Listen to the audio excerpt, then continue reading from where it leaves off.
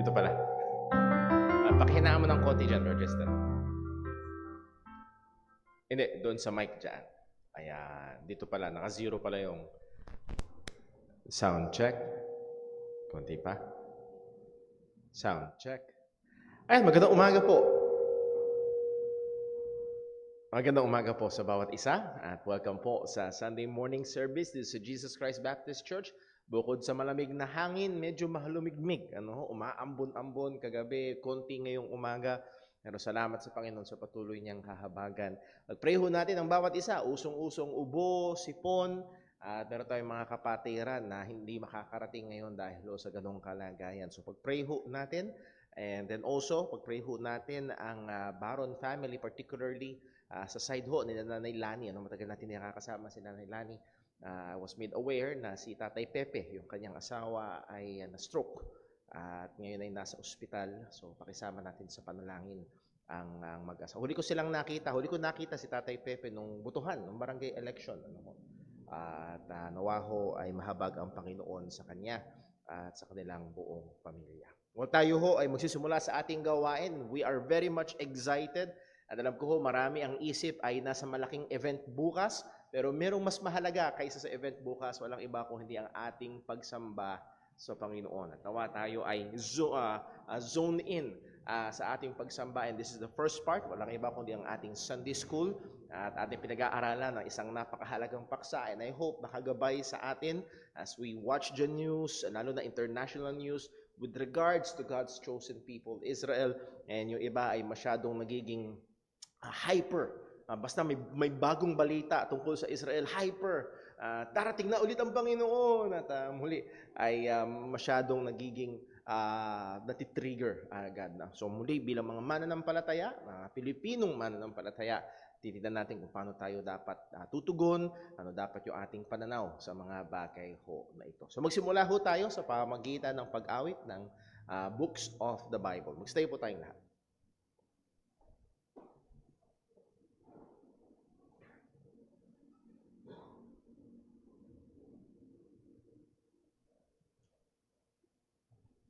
Magandang umaga po sa ating lahat. Tayo po ay maawit sa Panginoon. Awitin po natin, Books of the Bible.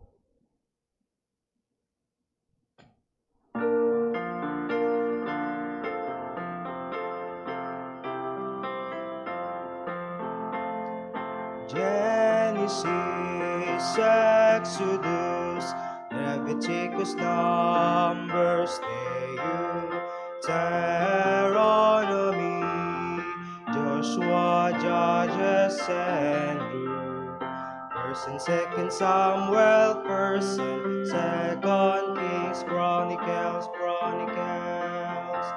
Ezra, Nehemiah, Esther, Job, and Psalms, Proverbs, Ecclesiastes, Song of Solomon, Isaiah, Jeremiah, Lamentations, Ezekiel, Daniel, Hosea, Joel, Amos, Obadiah, Jonah, Micah, Nahum, Habakkuk, Zephaniah, Haggai, Zechariah, and Malachi. These are the books of the Old Testament. Matthew, Mark, Luke, John, Acts, Romans, 1st and 2nd Corinthians, Galatians, Ephesians, Philippians, Colossians, 1st and 2nd Thessalonians, 1st Timothy, 2nd Timothy, Titus, Philemon, Hebrews, James, 1st Peter, 2nd Peter, 3 John, Jude, and Revelation.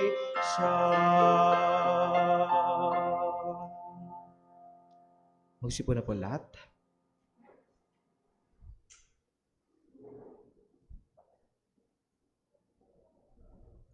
Amen. Purihin po ang pangalan ng Panginoon. And nawa ito, yung kinakanta natin ng 66 books of the Bible, bukod sa natutulungan tayong ito ay maisaulo, ay pasalamatan natin ang ating Diyos, nagbigay sa atin ng kanyang salita na basehan natin ang ating pananampalataya. As I've said, ang ating pag-aaral, this is just a very short series, and matatapos ho, Lord willing, ngayong umaga, itong Filipino Christian and Israel, how should we deal and view itong kasalukuyang conflict na nangyayari doon sa Middle East, particularly in relation sa piniling bayan ng Panginoon, ang bayang Israel. Now, merong mga Kristiyano, may mga churches, may mga theologians na, don't pay attention sapagkat ang Israel na ng Panginoon ngayon ay walang iba kundi ang church. The church is the new Israel, and yun yung supersessionism, ibig sabihin replacement theology, that the church has replaced Israel in God's economy, at wag nang bigyang pansin yung nangyayari sa Israel. The true Israel, at ginagamit nila, actually pinag-aaralan natin sa Romans chapter 9, not all Israel are Israel. So the true Israel ngayon is God's people, the church. So yun ang kanilang pananaw. So ano man yung nangyayari dyan, nakakalungkot lang daw yung loss of lives, pero walang spiritual na konotasyon or aplikasyon o kinalaman ho sa atin. But we believe otherwise because still, Israel is God's chosen people. At ang Diyos ay may plano sa kanyang piniling bayan. At tayo ho, bago magpasimula, ay manalangin po muna. Let us pray. Panginoong Diyos, aming Ama sa langit, aming pinupuri at pinapasalamatan ka, O Diyos, ikaw na soberano, ikaw na patuloy na gumagawa sa bawat isa sa amin. Ultimo, sa pinakamaliit na detalye, Panginoon, ikaw, Panginoon, ay involved sa aming buhay. Salamat, O Diyos, na hindi mo kami iniiwan o pinababayaan man at naman ang sitwasyon namin sa buhay, Panginoon, ang iyong mga katotohanan at mga pangako ay patuloy na siyang humawak sa amin at siyang patuloy naming maging kublihan, lalo na sa panahon na dumarating ang matitinding pagsubok sa aming mga buhay. Lord, we ask for your grace and mercy sa aming mga kapatiran na may mga matinding pinagdadaanan, O Diyos, particularly ang pamilya po ni Tatay Pepe. Lord, mahabag ka sa kanya, sa kanyang kalagayan at nawa lalo't higit sa kanyang kaluluwa, Panginoon. Kung siya man ay hindi patunay na mananampalataya, ikaw po, Panginoon, ang kumilos sa kanya at yun din nag-create comfort sa kanilang buong pamilya. And Lord, we also pray para po sa aming mga kapatiran na nandun ng mga karamdaman. Nawa, O Diyos, ikaw po ang patuloy na pagbigay ng kalakasan, lalo't higit magpaalala ang katotohanan ng aming pag-asa na isang araw ang katawang may kasiraan ay papalitan mo ng walang kasiraan, at yun ang aming lubos na pag-asa at hinihintay. At sa aming pag-aaral ngayong umaga, tulungan mo nawa kami, O Diyos, bigyan mo kami ng tamang puso, bigyan mo kami ng bukas na mga mata at kaisipan, at hindi ko kami mahulma ng aming damdamin, kung hindi ng iyong katotohanan, at ikaw po ang patuloy na maitaas sa lahat ng ito. Muli, samahan mo kami, ingatan mo kami, gabayan mo kami, at tawarin mo rin kami sa aming mga pagkakasala at pagkukulang laban sa iyo. Ito po ang aming dalangin sa pangalan ni Jesus. Amen. Now, let me begin by reading a passage sa Genesis chapter 12. If you have your Bibles, I encourage ko kayong buksan sa Genesis chapter 12. At dito ho mababasa natin ang isang pamilyar na teksto at madalas na nababasa at naaalala, lalo na when it comes to the issue of Israel. Sa Genesis chapter 12, verse number 1 at sumusunod, at narito yung panawagan ng Diyos kay Abraham, ang ama ng bansang Israel. At ang sabi ng Diyos sa kanya, sa verse 1, Now the Lord hath said unto Abram, Get thee out of the country, and from thy kindred, and from thy father's house, and unto the land that I will show thee. And I will make thee a great nation, and I will bless thee, and make thy name great, and thou shalt be a blessing. Now, so verse 3, dito madalas itinutungtong ng maraming mga tao at maging ang kanilang political view in relation to Israel. Ang sabi nila sa verse 3, and I will bless them that bless thee, and curse him that curseth thee. And in thee shall all the families of the earth be blessed. Lalo na sa first part, na aking pagpapalain ang magpapala sa inyo, na aking susumpain ang susumpa sa inyo. At dahil sa verse na ito, marami ang kanilang pangunahing stance when it comes to Israel is always parang nangyayari ay unquestionable full support. Lagi nilang bine-bless. laging side to, laging pro Israel sa lahat ng aksyon, sa lahat ng desisyon ng gobyerno ng bansang iyon. Now, kung naalala niyo yung pag-aaral natin last Sunday, that should not be the case. That should not be the case. Well, na yun, magbalik-aral ho tayo sa ilang mga bagay. How are we to view and relate to God's chosen people, Israel, particularly in light of the present major crisis? Last na balita ko, nagkaroon na ng pansamantalang ceasefire. At kung hindi 23 to 24 na mga hostages ang pinalaya nitong mga nakaraang sandali lamang. So merong temporary ceasefire. Nevertheless, how should we sa mga susunod na panahon na hindi kapos, laging may gulo. Every day, sabi nga ho ng isang Hudyo, every day nagpapalipad sila ng rockets dito sa amin. Hindi naman nababalita yun araw-araw. Pero ngayon, pag kami ang gumawa ng aksyon para protektahan ang aming mamamayan, sila ang nagiging masama. So, tingnan natin, the start of the current major conflict, hindi tayo pupunta sa masyadong maraming at mahabang history, pero ito ang nangyari. No October 7, just last month, ang teroristang grupo ng Hamas na nagro-rule. Okay? Kung hindi nagkakamali, gusto ko sabihin 2021 or 2019, somewhere there, ang naging ruling party, ito yung naging governing party sa Gaza, ay ang Hamas.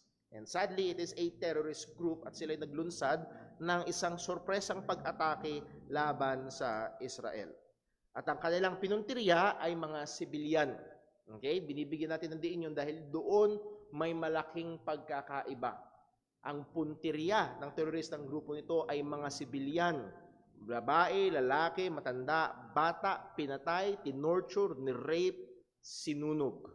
At kamakailan lang, meron akong pinakikinggan na pinanonood na merong picture ng isang hindi na makilalang bata dahil sa ginawa nitong teroristang grupo. Hindi na siya makilala sa grabe, sa brutality na ginawa nila sa batang ito. They took about 240, huli kong narinig, 233 to be a better, more exact number ng mga hostages. Now, ang ginawa ng Israel ay nagsimula silang gumanti at ang layunin nila, pangunahin, ay eliminate ang Hamas and then secondarily, iligtas yung mga hostages. Bakit? Dahil yung Hamas ay consistent threat sa kanilang mga mamamayan. And so, sadly, around 11,000 na ang namamatay, maraming mga bata, more than 4,500, maraming mga kababaihan, at muli, lagi itong ini-inflate. Laging ito ang rhetoric ng Hamas side, ng Gaza side. At as we have seen, ay dahil gusto nilang magalit ang ibang mga Arab nations sa Israel. Nais nilang tawagin. Hindi ito likhang isip. Talagang ang spokesperson ng Hamas, tinatawag ang ibang mga Muslim mula sa ibang mga bansa na gerahin ang Israel. So habang mas maraming sibilyan ang namamatay, pabor sa kanila. Yun ang totoong kalagayan. Issue, how are we to view and respond to this massive loss of lives on both sides? Pareho. Now, merong malaking nagiging issue sapagkat itong gumawa ng masama sa side nila, tila baga, mas marami na ngayon ang namamatay. 1,400 kontra sa 11,000. At ang sinasabi ng iba, ang masama ay ang Israel. Simply because, dahil mas marami nang namatay sa kabila. How do we as believers view and relate to God's chosen people, Israel, in this crisis? And kung di tayo mag-iingat, tayo pangungunahan ng ating emosyon at ng political view rather than the Bible. So as believers of God's Word, do we unquestionably and fully support all the actions and decisions of Israel? Yun yung sinabi natin kanina, I will bless them that bless thee and curse them that curse thee. And ang ibig sabihin is unquestionable, full support. Walang tanong-tanong, basta suporta. Laging pro, laging tama. Yun ang ang pakiramdam natin kapag may sinabi tayong maling ginawa ng Israel is somewhat equivalent yun to cursing them and parang nag-iimbita ng sumpa ng Panginoon. So, hindi ho marapat ganung tignan. Isa pa, as Filipinos, hindi lamang tayo Kristiyano, tayo ay mga Pilipinong Kristiyano. At kung naalala yung ating pag-aaral, hindi aksidente na tayo'y pinanganak sa bayan na ito. Ang Diyos ang nagtakda kung saan tayo ipapanganak. As fellow humans, bilang mga sa kapwa-tao na nilalang sa imahe ng Diyos, paano natin titignan ang mga bagay na ito? Point, irrespective of our differing views on the place of the modern nation Israel in God's redemptive plan. Again, whether you be a supersessionist or not, sabi nga natin doon sa yung theological leaning ng iba, believers must strive for biblical and moral clarity in navigating and responding to these issues. Kailangan mga mananampalataya ay magsumikap na magkaroon ng biblical. Anong ibig sabihin? Nakatungtong dahil ito ang sinasabi ng salita ng Diyos, kaya ito ang stand ko. Kaya ito ang stance ko sa nangyayaring present crisis doon, and even moral clarity. Let me just again quote si Bernard Howard. In a sinful world, it is never hard to find unjustifiable acts on both sides of the conflict. Muli, sa makasalanang mundo, sa hindi ho nakakaalam, ang gobyerno ng Israel ay hindi Kristiyanong gobyerno. Okay? Ang gobyerno ng Israel ay kagaya ng gobyerno ng Pilipinas na may katungkulan sa kanilang mga mamamayan. Hindi necessarily nagbubuklat sila ng Bible at ano bang gagawin natin sa gulo. Hindi ganon. Sila ay gobyerno na merong katungkulan sa kanilang mamamayan. Pero sa kalagayan natin, sa makasalanang mundo, hindi mahirap humanap ng maling ginawa ng both sides. Sigurado kapag sinalang natin sa microscope, meron tayong makikitang kakulangan, kamalian na ginawa ng Israel. Okay? Not just itong conflict na ito, but all throughout ng history, ng conflict na itong conflict na ito yung mas matanda pa sa atin.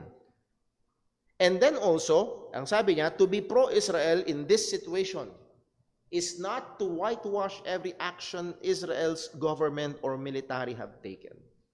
Hindi pipinturahan ng puti yung mga itim. Kung meron man na ginawa at ginagawa ng gobyerno o ng militar ng Israel.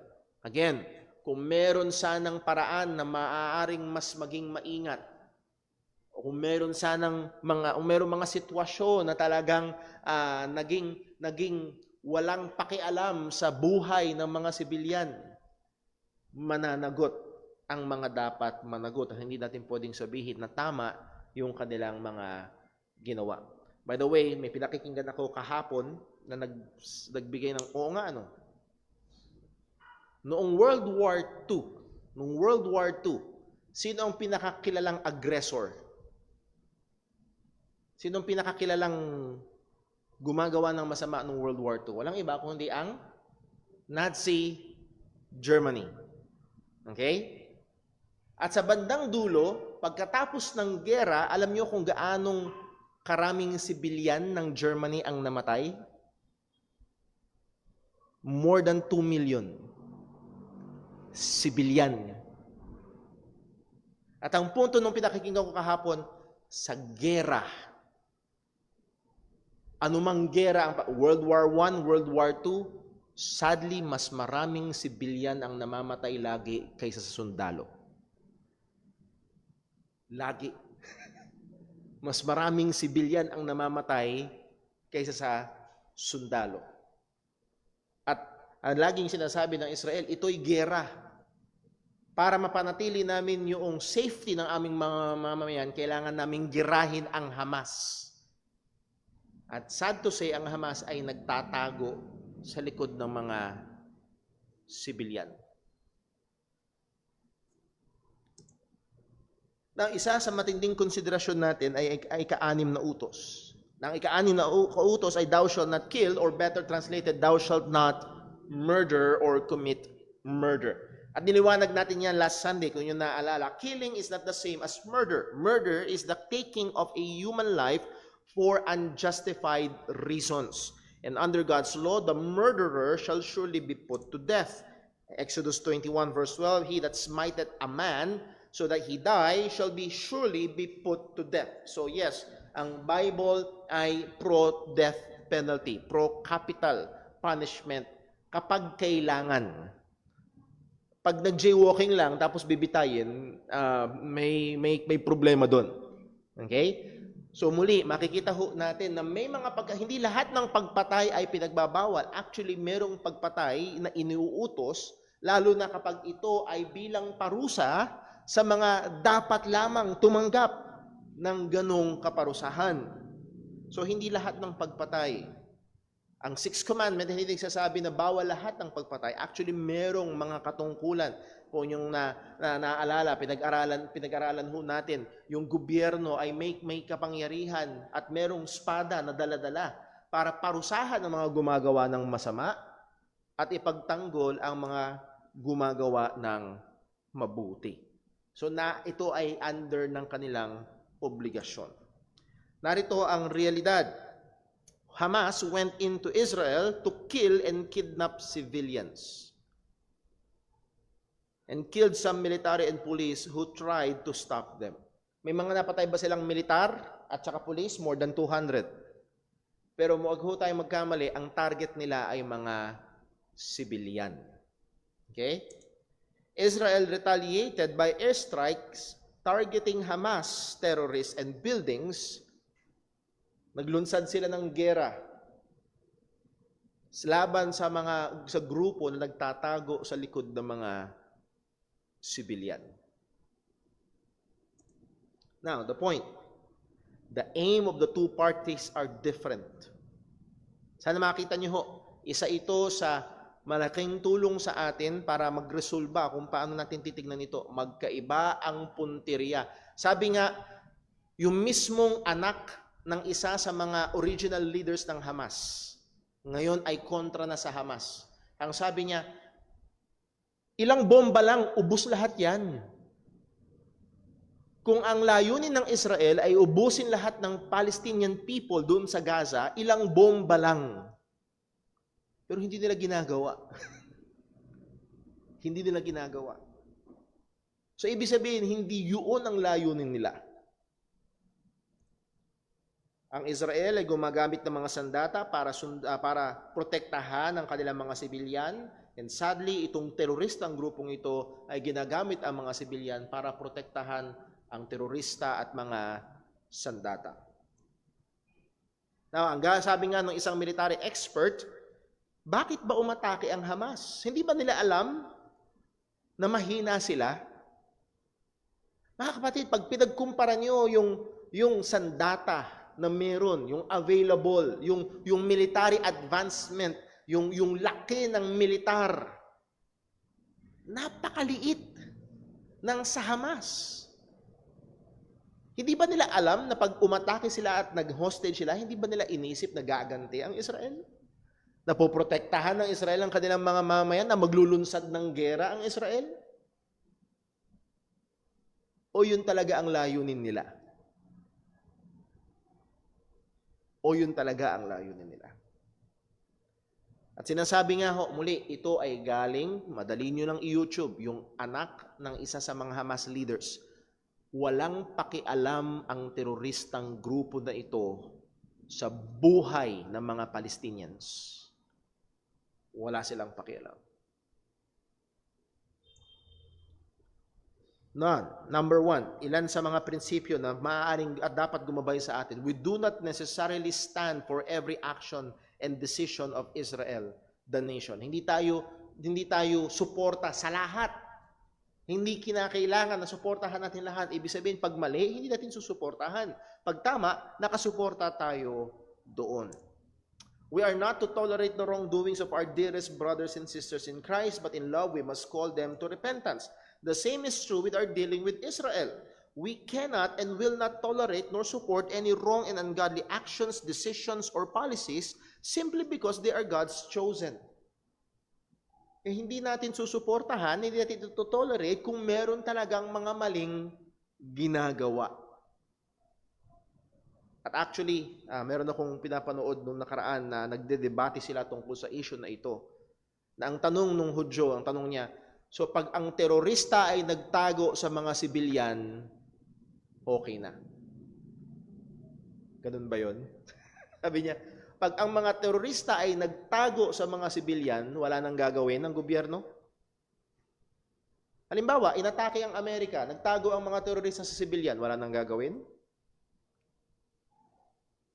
Wala bang obligasyon ng gobyerno? So muli, naroon yung mga makatitinding mga issue. Muli, kung merong ginagawa at desisyon na hindi tama, hindi natin kinakailangang suportahan. So anong ibig sabihin nito? Kapag tayo ay nakikinig, nanonood ng mga bagay patungkol sa Israel, ang ating kaisipan ay hindi dapat naka-cruise control na laging yes, yes, yes, pro-Israel. No. Okay, ano ba yung ginagawa nila? Okay, ano ba yung pinaplano nila? At kailangan nating pag-isipan, kailangan nating suriin. Ito ba ay wasto at ang ating basihan ay ang salita ho ng Panginoon. We may say that we support the Philippines. It does not mean that we support all the things that the Philippine government is doing. Tama ba? Mahal natin ang Pilipinas. Sinusuportahan natin ang Pilipinas. Pero hindi natin susuportahan ang lahat ng ginagawa ng ating gobyerno. Nagbigay tayo ng halimbawa. When we say we support Israel, it does not mean we support all the things that Israeli government is doing. Hindi lagi. So, pag sinabi mong I am pro-Israel, hindi ibig sabihin na lahat ng kanilang ginagawa or ginawa sa history ay suportado natin. Hindi ho yun ang ibig sabihin. By the way, maganda yung sinabi nung isang nabasa ko ho. Marami ang pumupuri sa gobyerno ng Amerika. Tama ba? Maraming pumupuri sa gobyerno ng Amerika. Pero ang sabi ng Amerikanong ito, hindi natin alam kung gaano rin kadumi ang gobyerno ng Amerika. Yung ginawa nila sa Iraq, sa Afghanistan, ganong karaming daang libo ang namatay. So may mga sinusuportahan tayo, may mga tinitingnan natin bilang mabuti, generally. Pero hindi ibig sabihin lahat ng ginawa nila ay tama at maganda. At kung meron silang maling ginawa, edi sabihin natin mali. At kailangang tawagin o i-notify kung meron pagkakataon. So hindi natin ipagtatanggol lahat. We don't stand for every individual Jewish person.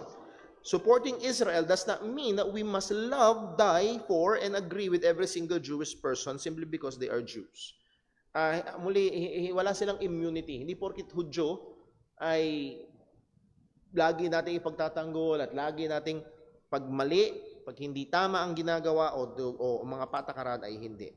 Ang sabi ng salita ng Diyos, 1 Corinthians 10:32, give none offense neither to the Jews. Doon lang ba natapos? Nor to the Gentiles, nor to the Church of God. And guess what? Sa present conflict, merong side ng mga Hudyo. Pero meron pang isang side. Yung mga Palestinians, ano sila? Gentiles. So wag natin isipin, well, ako ay pro-Israel, then therefore, wala na akong pakialam sa mga Palestinians. Hindi ko nabibigyan pansin yung kanilang kalagayan, yung kahirapan, yung tindi ng sitwasyon, yung humanitarian crisis na nagiging resulta. So muli, ang ganda nga nung sinabi sa social media, mayroong batang Hudyo, mayroong batang Palestinian, pareho daw nangangailangan ng ebanghelyo. Pareho nangangailangan ng ebanghelyo. We are not to set aside Gentiles, including Palestinian people, and our brethren in the faith in preference for the Jews. Muli, masyado tayong pwede maging hyper sa bagay na ito. All of this, number 3, we do stand. Doon tayo natapos, actually dito tayo natapos last Sunday. Number 3, we do stand against murder, rape, and looting. Tayo ay laban sa pagpatay ng hindi tamang dahilan. Tayo ay laban sa panghahalay. Tayo ay laban sa yung looting, ransacking, yung talagang kinukuha yung kung anong gusto nilang kunin. All of these heinous actions that are done by anyone is wrong. Pag ito'y ginawa ng Palestinian, mali. Pag ito'y ginawa ng Hudyo, mali. Pag ito'y ginawa ng Pilipino, mali pa rin. Hindi natin susuportahan. Mahalaga, Hamas deliberately went after civilians and indiscriminately murdered people and did many brutal acts against them. At dito ho, manonood tayo ng isang konting clip and maaaring iba sa inyo talagang, ano nangyari? Wala sa kanila ang bagay na ito. Gusto ko lang makita nyo ng kaunti kung bakit, ano yung rason, kung bakit naglunsad ng gera ang gobyernong Israel laban sa teroristang grupo na ito.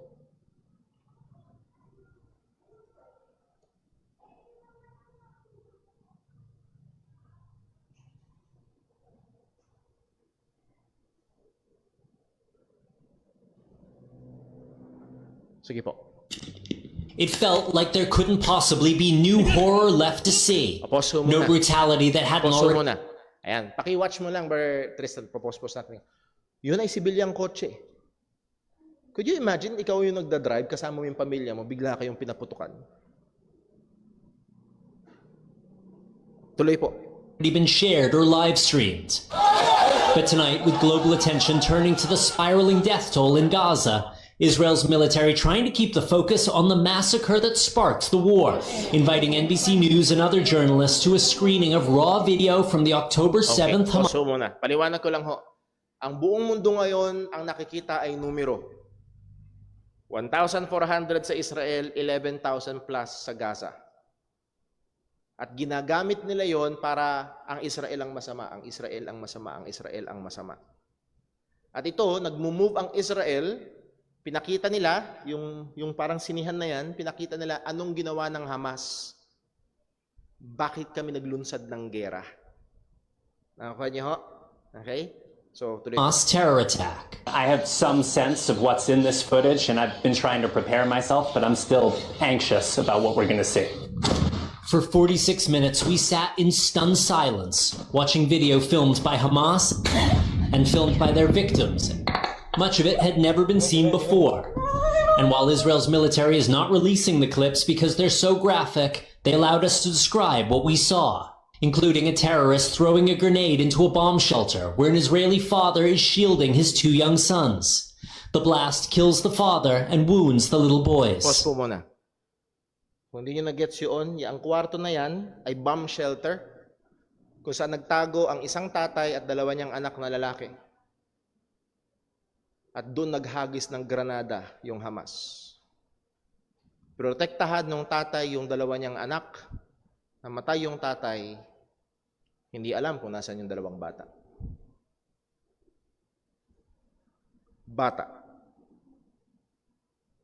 Tuloy po. One of them howls, "Why am I alive?" and tells his brother, "I think we're going to die." A Hamas gunman stands over them, drinking Coke from their fridge. It's not clear what happened to the boys. Yan ho yung I'm sure that you larawan can ng figure out that they are worse than Pause ISIS. muna. Yun yung larawan ng mga bahay. Umagang-umaga na October 7. Bahay. Hindi ho base militar yung inatake nila. Mga bahay ng mga sibilyan. Pakituloy ho. The way they behave. The military released this video from a Hamas dashcam exclusively to NBC News, saying it shows a terrorist using a heavy Pause machine muna. gun. Pause. Kita nyo yun? Panggera yun eh. Nakasakay sa pick-up. Ginamit nila para barilin yung mga umattend sa concert. May isang malaking concert na ilang libong taong naroon. Niratrat nila ng mga machine guns. Nagko-concert. Tuloy. To mow down survivors fleeing from the Supernova Music Festival. Because I knew I just have to survive, just have Yan to na lang muna, run. tama na. So yun ay isa sa mga survivors at nag-survive siya dahil nagtago sila sa damuhan at hindi nakita ng mga terorista. So muli, walang sibilyan ang inatake nila, nagpunta sila sa mga bahay-bahay. Nakita niyo yung mga kanina? Bahay yung binabaril. Inaisa-isa nila yung mga bahay, pinapasok nila yung mga bahay, lalaki, babae, matanda, bata, sino man. Kung hindi papatayin, kikidnapin. Ganun ang ginawa. So, at pinapaalala ng Israel, bakit ba kami naglunsad ng gera? Oo, maraming namamatay sa kabila. Ganun talaga pag gera. Pero bakit ba kami naglunsad ng gera? Narito ang realidad. Many Islamic terrorist groups with some Arab countries, narito ang reality, are bent not to achieve peace but to the total destruction of Israel. Muli, pag pinakikinggan niyo ho yung kanilang mga salita, Free Palestine, Free Palestine. Ang ibig sabihin nila na Free Palestine, hindi lang yung Gaza. Kine-claim nila ang buong Israel ay Palestine. Ang ibig sabihin, burahin ng Israel. So pag may na-encounter kayo na Free Palestine, ang equivalent nun sa kabila, erase Israel. Kasi ang Palestinian land na kine-claim nila ay ang buong Israel. At maraming mga Islamic terrorist group, kasamang ilang mga, sad to say, mga Arab countries, ng kanilang layunin talaga ay hindi magkaroon ng kapayapaan, kung hindi ang pagkapuksa ng Israel. Sangayon sa kasaysayan, noong June 5 to 10, 1967, ang pamosong 6 Days War ay nagtook place, na kung saan ang Israel, nilabanan nila ang tatlong Arab nations, Egypt, Jordan, and Syria. And by the way, itong tatlong bansa to ang sa mga pangunahing sumusuporta sa Hamas. Medyo iba na ngayon ang tono ng Egypt.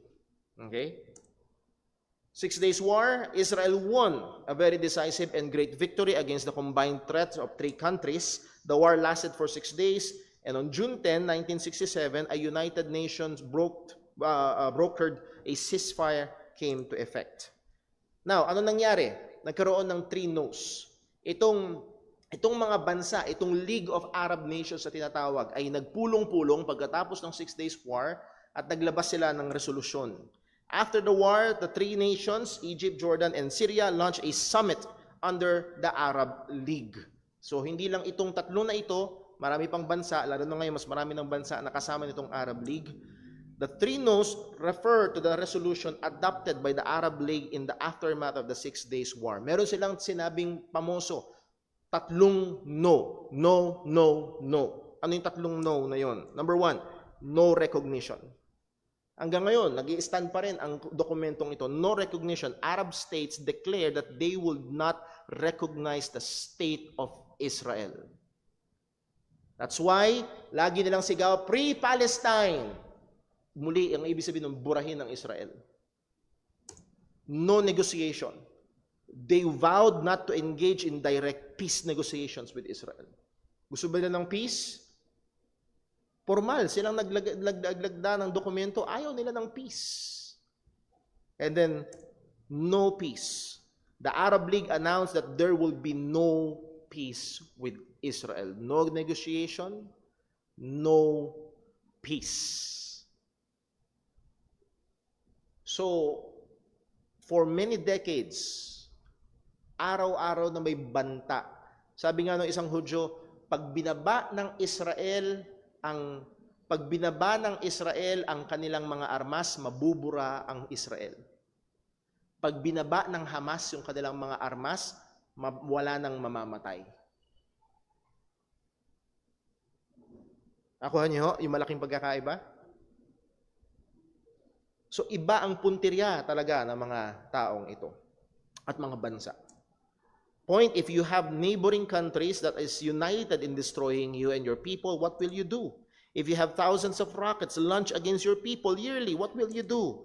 If a group of terrorists who killed 1,200 of your people and kidnapped 240, what will you do? Again, as a people, as a government. Sadly, these terrorists hide behind civilians. Point, we stand against murder, rape, and looting because man is created in the image of God. Bakit mali ito? sapagkat ang tao ay nilalang sa wangis ng Panginoon. Whoso sheddeth man's blood, by man shall his blood be shed, for in the image of God made he man. So muli, this is a statement of the capital punishment. Pero bakit? Anong dahilan? Dahil sa imahe ng Panginoon.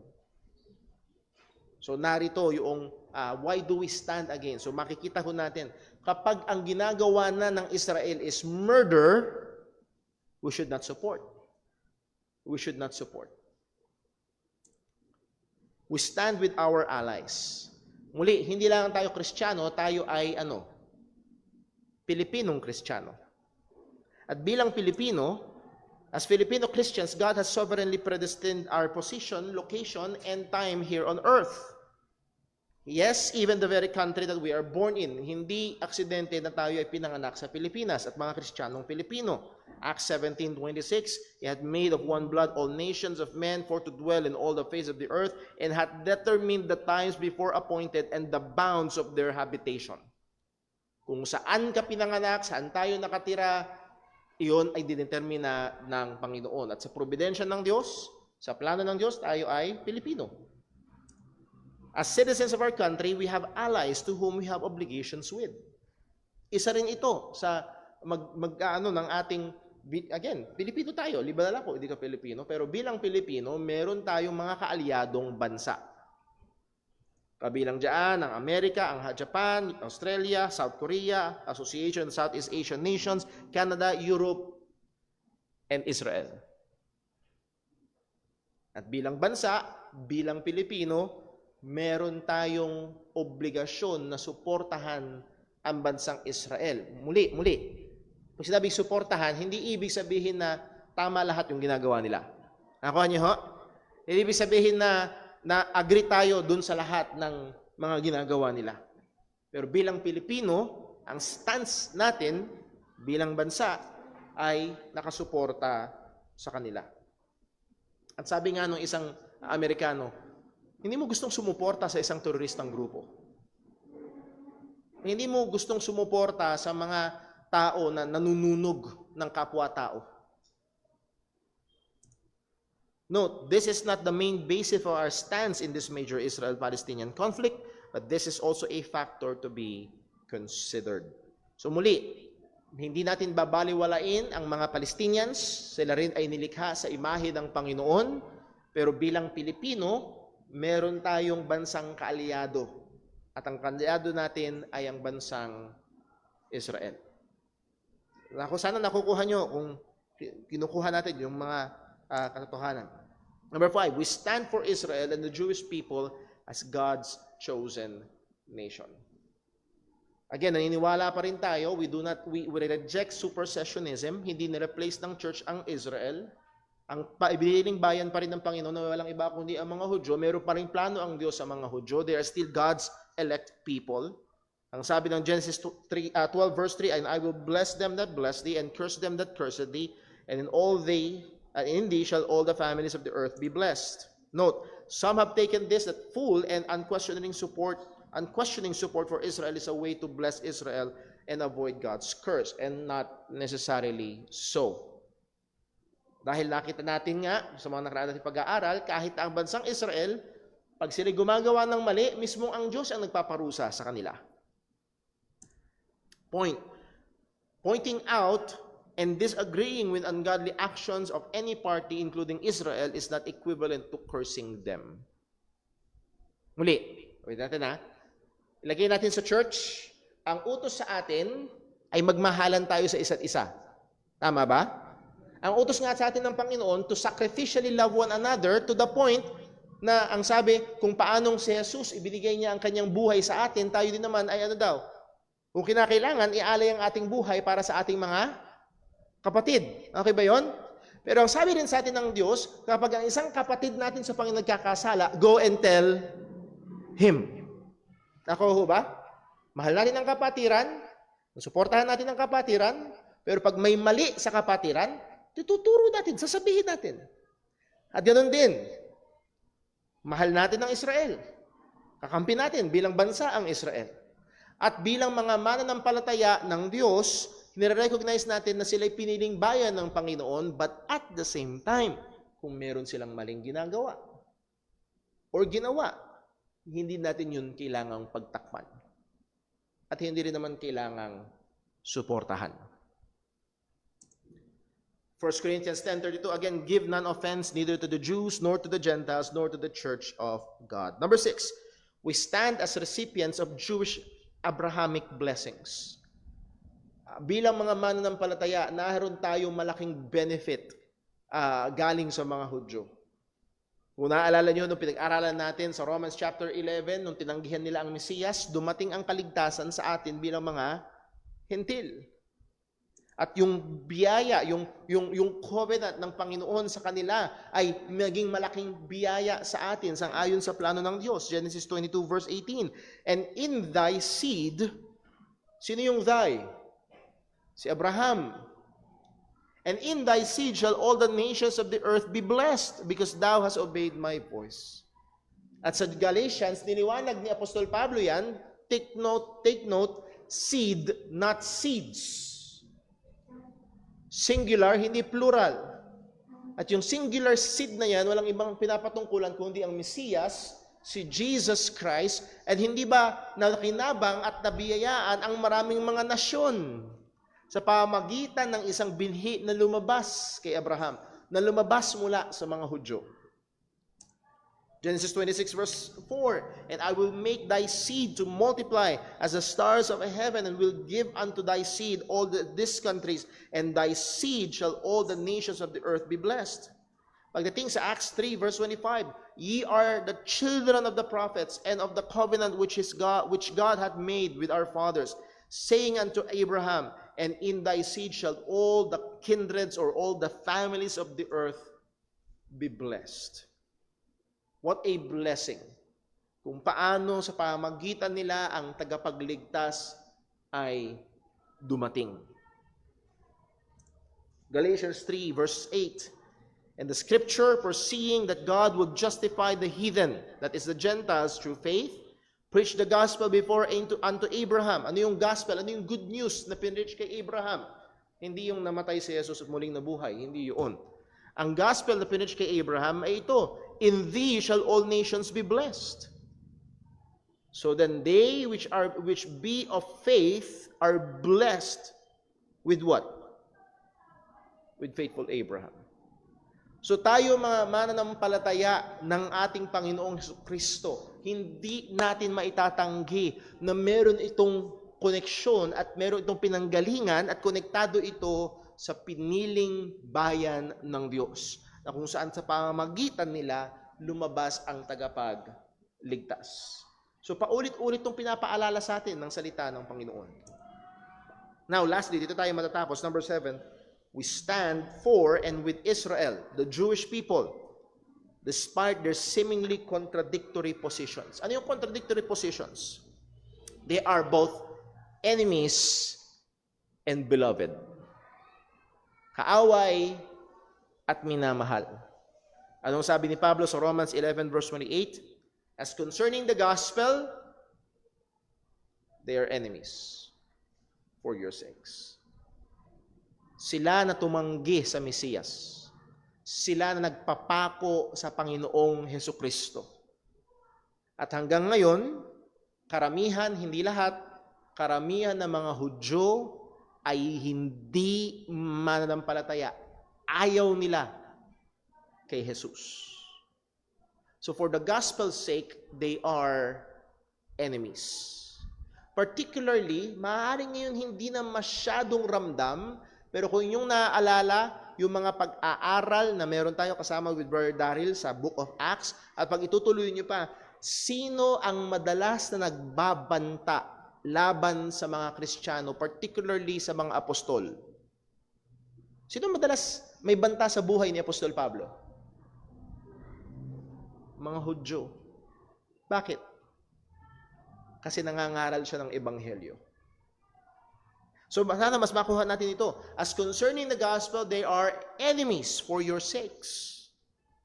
But as touching the election, yung pagpili ng Diyos, they are beloved for the Father's sake. At yung fathers dyan, yan yung patriarch, si Abraham, si Isaac, si Jacob, yung kanino in-establish ng Panginoon yung kanyang covenants. And because God's covenants will remain steadfast. Yung tipan ng Diyos ay mananatiling matatag. Ang Diyos ay hindi sumisira sa kanyang pangako. At bakit daw? Verse 29, for the gifts and calling of God are without repentance. So dito ho, actually ito isa sa mga verses kung bakit I absolutely reject supersessionism. Dahil malinaw pa rin dito, as concerning the gospel, they are enemies for your. Sino yung your? Sino yung your? Mga Kristiyano sa Rome. And by further application, lahat ng mga Kristiyano, hentil lang ba? Jews and Gentile Christians. Okay? And then, at the same time, but as touching the gospel, they, sino yung they? Jews. So, nire-recognize pa rin ni Pablo, merong church at merong Hudyo. Israel. And they are beloved. Bakit daw? For the gifts and calling of God are without repentance. Hindi nawala, hindi nabura yung pagpili, pagtawag ng Panginoon sa bayang ito. Faithful ang Diyos sa kanyang covenant. They are enemies because their current spiritual blindness and hardness against Christ. They are beloved from the perspective of God's eternal choice. Mahal pa rin natin sila.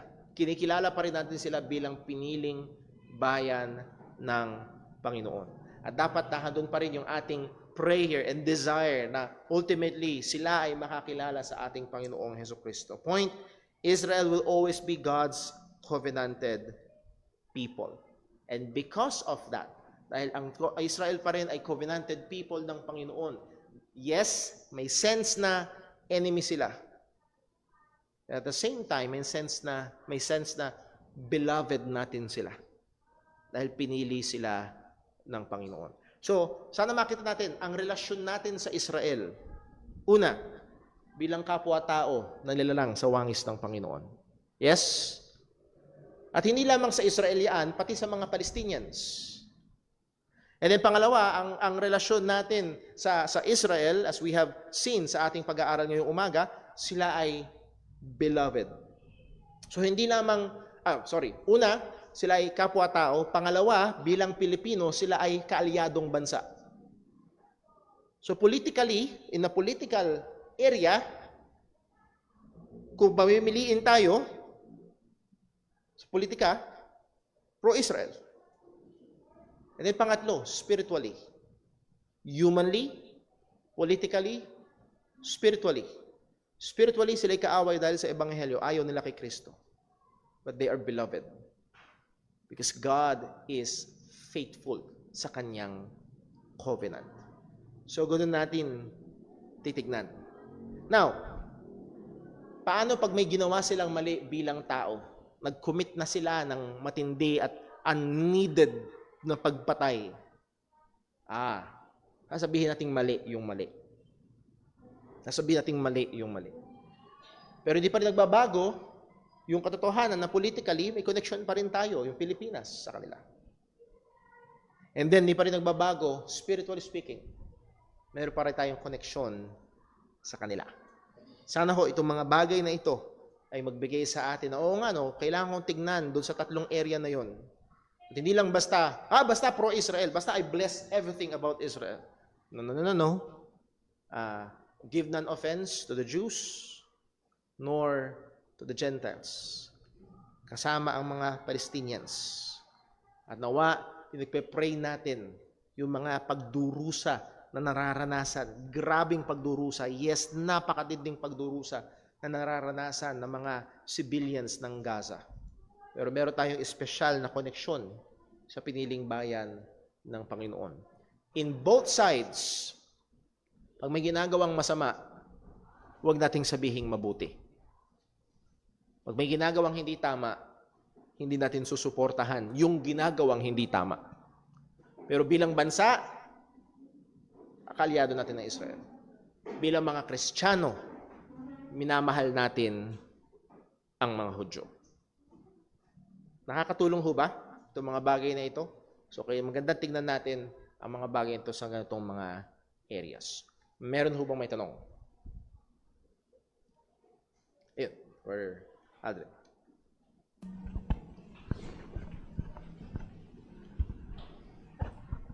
Okay, sige. Good morning po, Brother Paul, and to Morning our po. brethren.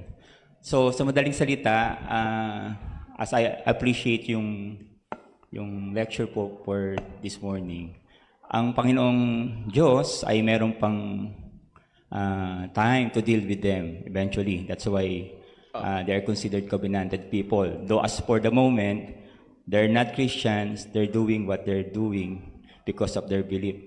And narinig ko lang din last time, parang si Brother Patrick, nagtanong kung justified pa yung yung ginagawang retaliation ng Israel with Palestine since hindi naman directly Hamas lang tinatamaan, meron pang other people. So on the part of the Israel, they believe that what they're doing is in accordance to their belief. Yung an eye for an eye. Biblical po ba yun? Yun yung isa. Do we still believe on that? And yung pangalawa po, tanong ko, kumbaga kung biblical yun, justified, okay. And ganun din ba dapat maging pananaw ng Christian? And then yung pangalawang tanong, hindi ko lang alam kung medyo na-advance, pero sino ba yung object ng tribulation pagdating nung panahon na may tribulations? Israel ba or mga Gentiles? Or in general people? Yun lang po. Okay. Siguro ho, tatungin ko yung ibang detalye ng tanong maya-maya. Yun yung isang malaking, kahit ako, malaking struggle sa akin. Malaking struggle sa akin. Lalo na kapag tinitignan ko yung bilang ng mga namamatay na civilian din naman sa Gaza. Yan. Ang isang bagay na pwede natin ikonsidera ay yung katotohanan ng Israel ay hindi lang basta gumagandi kundi naglulunsad ng gera. Ang layunin nila ay i-eliminate yung threat. Sa madaling salita, ang layunin nila ubusin ang Hamas. So ito'y gera laban sa Hamas. And historically speaking, sa lahat ng gera, sadly, may mga sibilyan na nadadamay.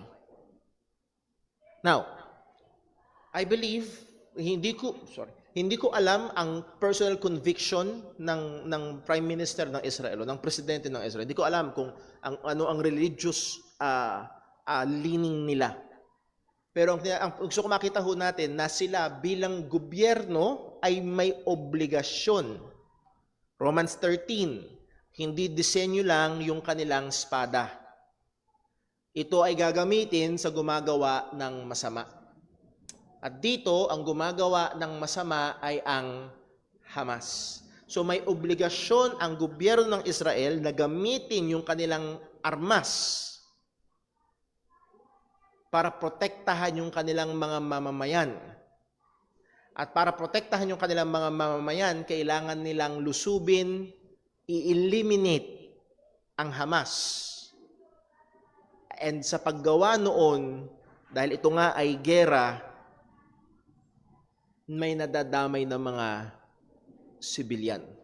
Muli, walang gera, no walang sibilyang hindi nadamay.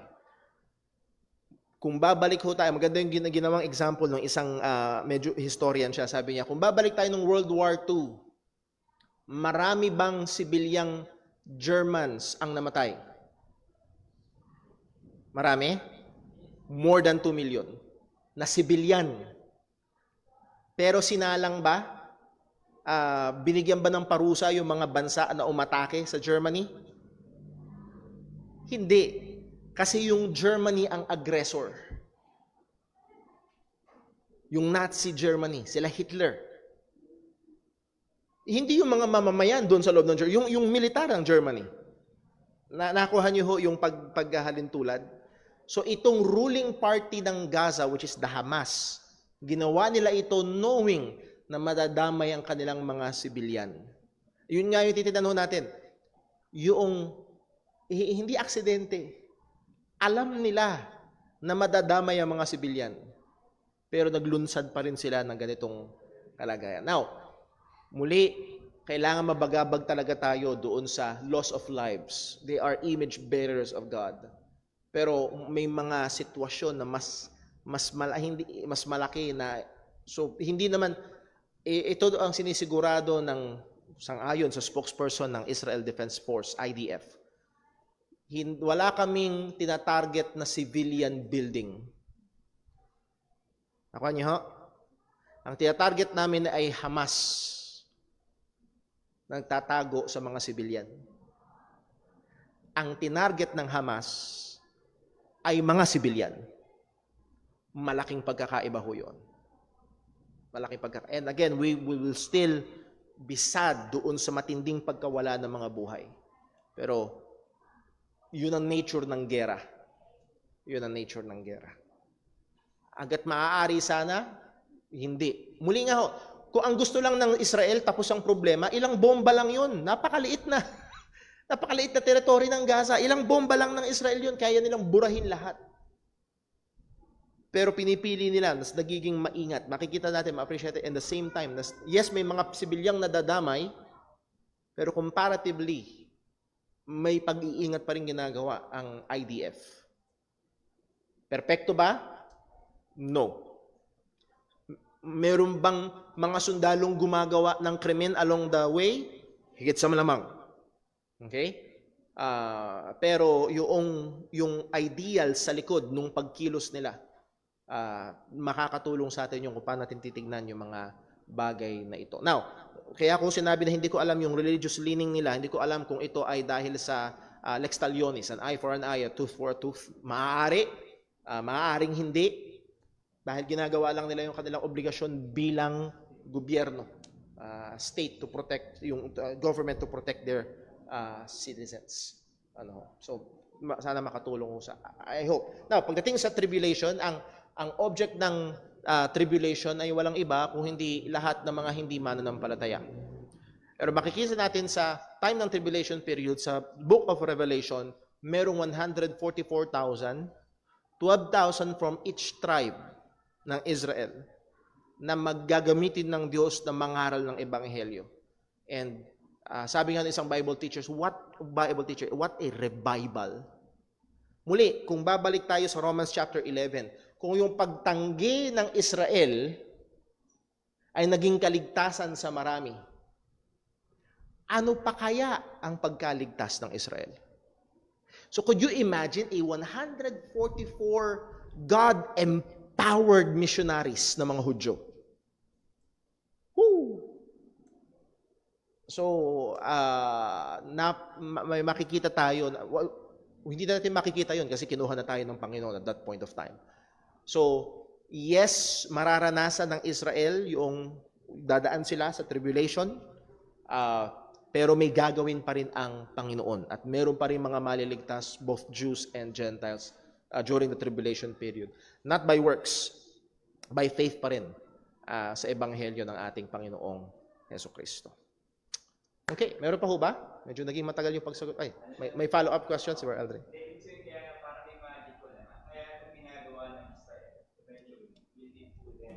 For their faith na eventually they will be suffering kasi ginawa nyo. Considering, napakalit ang Israel at siya ay pinalilibiran ng mga karakter. Anong laban nila to? So siguro tayo will come na talagang they will suffer with tribulations. I think in this part, itong part ng hindi lamang ho sa future, but all throughout history. World War II, more than 6 million Jews ang pinatay. All throughout history, under Assyrian Empire, under the Babylonian Empire, and so on. Muli, itong piniling bayan ng Diyos na patuloy na nagre-reject, sumisira sa covenant at nag-reject sa Mesiyas, hindi baliwala yun sa Panginoon. So muli, magandang paalala nga sa bawat isa. Kung ang piniling bayan ng Diyos na tumanggi sa tagapagligtas, may matinding parusa ang Diyos sa kanila. Paano pa kaya sa sino mang naririto na patuloy na tumatanggi kay Jesus? Nakakatakot ang naghihintay sa iyo. Nakakatakot. Meron ho ba ang tanong online? Wala ho. So basahin ko lang ho ang tanong ni Brother Boy. Sabi ho niya, vengeance is mine, love your enemies. Kaya surely mali ang Israel sa paglusob sa Hamas. Right? No. Again, ang Israeli government ay may obligasyon. Kung walang ginawa ang Israeli government, sila ay palpak na gobyerno. So, may kaibang dimensyon ito. Hindi Kristiyanong gobyerno, hindi Kristiyanong mga tao, pero ito ay isang gobyerno na may obligasyon at iba ang obligasyon ng gobyerno. Muli, ang sabi ng Romans 13, sila ay may espada na kailangan nilang gamitin. Okay? At iba naman yung utos ng Panginoon sa atin bilang mga mananampalataya. Katulad din ng forgiveness, dapat may pag-amin ng repentance, pagtitika o taos-pusong pagsisisi. This is God's will, right? Yes. Ang dapat ho talaga ay humingi ng tawad. Kung meron nagkasala laban sa atin, ang utos sa atin ng Diyos ay lapitan natin, kausapin natin. Kung tayo nagkasala sa iba, humingi tayo ng tawad sa pinagkasalaan natin. So malinaw iyon. Sabi ng ibang pastor, ang church ay continuation daw ng Israel. Kaya dapat daw sundin ng Kristiyano ang mga utos ng Diyos sa Israel. Example, ikapo. Hindi ho. Muli, merong die-hard, grabbing supersessionists na talagang wala ng Israel, ang Israel na lang ay ang church. Meron naman din mga malabnaw na supersessionists. Malabnaw. Bakit? Pipiliin lang nila. Bakit yung ikapu lang ang tinatawid nila? Bakit hindi yung mga burnt offerings?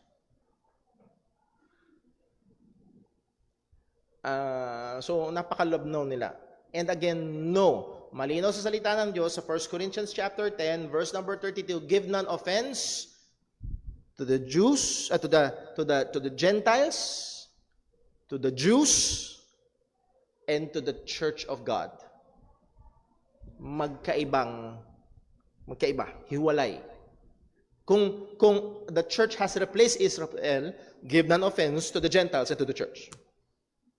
No, give none offense to the Gentiles, to the Jews, and to the church of God. Ibang entity. May mga Hudyo na bahagi ng church. May mga Gentiles na bahagi ng church. Pero hindi lahat ng mga Hudyo. Okay, with that, salamat po. I hope ito yung nakatulong sa atin and lalo na sa pagtingin natin at pag-consider natin itong mga balita, itong mga napapanood natin. And salamat sa Diyos, huli kong sagap ng balita, may ceasefire na, may mga hostages na pinakawalan at nawaho ito'y magdulot ng pagtigil ng tuloy-tuloy na grabing pagkawala ng maraming mga buhay. Let's pray. Panginoon Diyos, aming Ama sa langit, salamat po o Diyos sa biyaya mo, salamat o Diyos sa probidensya mo na kami bilang mga Kristiyanong Pilipino ay nilagay mo sa isang bansa na hindi perpekto but relatively, Panginoon, ay mas may matinding kapayapaan. May kalayaan na sambahin at purihin ka, O Diyos, sa amin nagligtas. At Lord, kami po ay humihingi ng iyong habag. Mahabag ka, O Diyos, sa mga patuloy na dumaranas ng matinding kapighatian, sakit, Panginoon, na dulot ng gera na ito. Panginoon, alam namin na sa iyo ay walang natatago. Ang mga gumawa ng kamalian on both sides, Panginoon, ay mananagot sa iyong harapan. Ngunit, O Diyos, huwag nawa naming maisip na kami ay mas mabuti kaysa sa kanila dahil lahat kami, Panginoon, ay pawang rebelde laban sa iyo. Kaya, Panginoon, magdalang habag ka rin nawa sa iyong kaparaanan, O Diyos. Buksan mo ang oportunidad upang ang ebanghelyo ay pumasok doon sa mga Palestinians at marami ring mga Hudyo pa ang makakilala sa aming Panginoong Hesukristo. Lord, alam namin ang bawat isang event na ito ay hindi labas sa iyong soberanong kamay. Maaaring hindi namin kayang ipaliwanag ang lahat ng detalye, pero kami ay titiwala sa iyo, O Diyos, na mabuti. At ang iyong salita na sinagsabi sa amin that all things work together for good sa mga nagmamahal sa iyo, sa mga mananampalataya mo. Kaya, Panginoon, nawa patuloy na mong masumpungan na ikaw ay aming pinupuri, sinasamba at minamahal. At patuloy mo kami ingatan at gabayan sa pagpapatuloy ng aming gawain. Lahat ng ito'y dalangin namin sa ngalan ng aming Panginoong Hesukristo. Amen. Karoon ho tayo ng 15-minute break. 10:01 ay magsisimula ho ang ating pagsamba. God bless po.